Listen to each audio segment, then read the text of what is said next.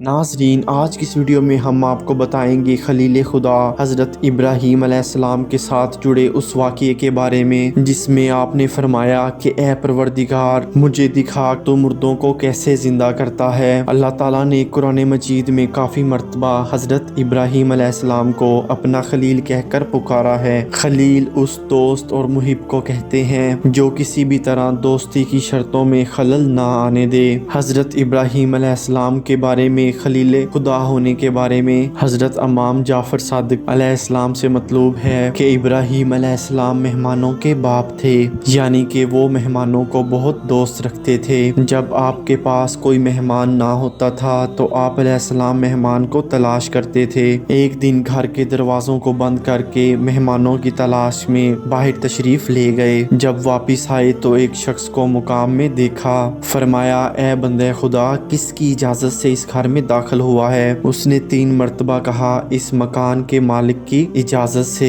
حضرت ابراہیم علیہ السلام سمجھ گئے کہ وہ حضرت جبرائیل علیہ السلام ہیں اور اپنے پروردگار کی حمد بجا لائے۔ حضرت جبرائیل علیہ السلام نے فرمایا کہ اللہ تعالیٰ نے مجھے اس بندے کے پاس بھیجا ہے جس کو اس نے اپنا خلیل بنایا ہے۔ حضرت ابراہیم علیہ السلام نے کہا، بتاؤ کہ وہ کون ہے تاکہ میں زندگی بھر اس کی خدمت کروں۔ جبرائیل علیہ السلام نے کہا کہ آپ ہی وہ شخص ہیں۔ پوچھا، مجھ کو خلیل کیوں قرار دیا ہے؟ جبرائیل علیہ السلام نے کہا، اس لیے کہ تم نے کسی چیز کا سوال نہیں کیا اور نہ ہی کسی کے سوال کو رد کیا ہے۔ رسول خدا صلی اللہ علیہ وآلہ وسلم منقول ہے کہ خدا نے حضرت ابراہیم علیہ السلام کو اس لیے خلیل بنایا کہ وہ لوگوں کو کھانا کھلاتے تھے اور رات میں اس وقت نماز پڑھتے تھے جب سب لوگ سکون کی نیند سو رہے ہوتے تھے۔ ایک دفعہ حضرت ابراہیم علیہ السلام دریا کے کنارے سے گزر رہے تھے کہ آپ کی نظر ایک ایسے مرداد پر پڑی جو دریا کے کنارے پر پڑا ہوا تھا۔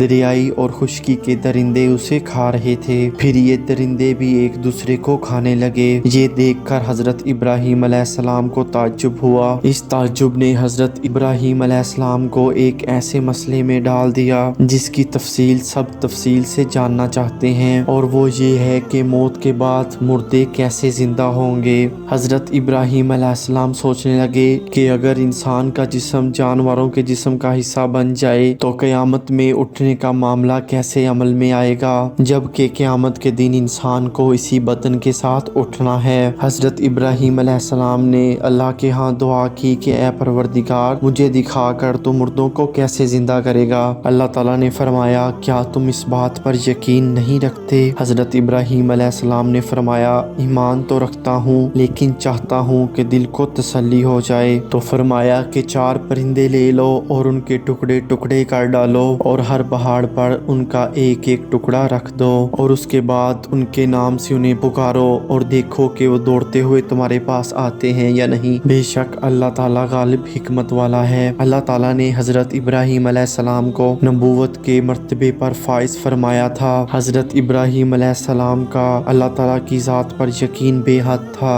اور اس میں قدرت کے بارے میں رتی بھر بھی گنجائش نہیں تھی۔ حضرت ابراہیم علیہ السلام نے خدا تعالیٰ کی بات پر عمل کیا اور 4 پرندے لے کر انہیں حلال کیا اور ان کے گوشت کو ملا کر 4 پہاڑوں کی چوٹیوں میں تقسیم کر دیا۔ آپ علیہ السلام نے ان 4 پرندوں کی چونچیں اپنے ہاتھ میں پکڑ لی اور پھر ان کے نام سے ان کو پکارا، تو پھر اس کے بعد تمام پرندوں کے جسم اس ایک چونچ سے آ کر مل گئے۔ اس کے بعد وہ 4 پرندے زندہ ہو گئے اور اڑ گئے اور وہاں پر ہی انہوں نے دانا کھایا اور فرمایا، اے پیغمبر خدا، آپ نے ہمیں زندہ کیا، خدا آپ کو سلامت رکھے۔